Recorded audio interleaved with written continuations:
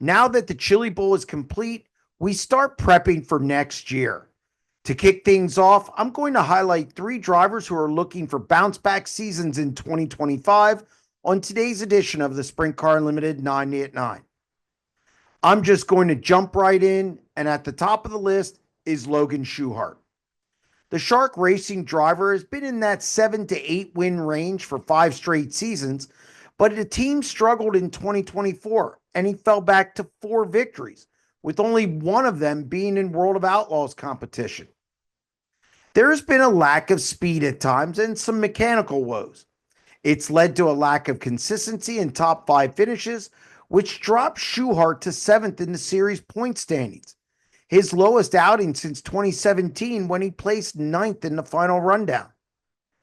I'm sure it didn't help that Bobby Allen was with Jacob Allen most of last year, and you combine that with the other issues, and it just spiraled from there.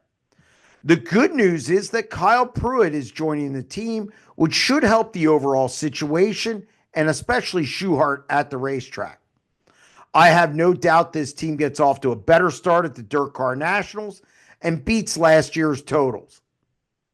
Moving on to Central Pennsylvania, Freddie Raymer joined Schuchart on this list.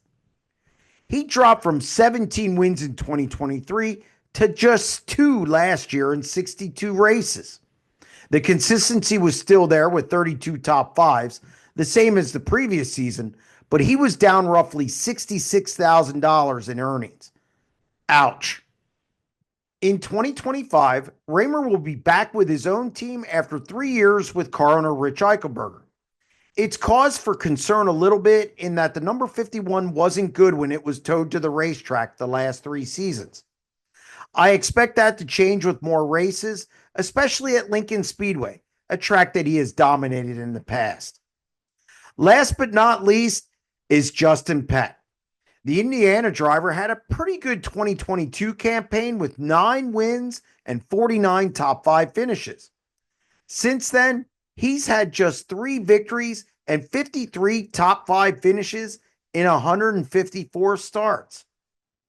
Peck is now with Rudine Racing, and if they have the speed that they had at the World Finals last year, those numbers are going to spike with the High Limit Tour next season.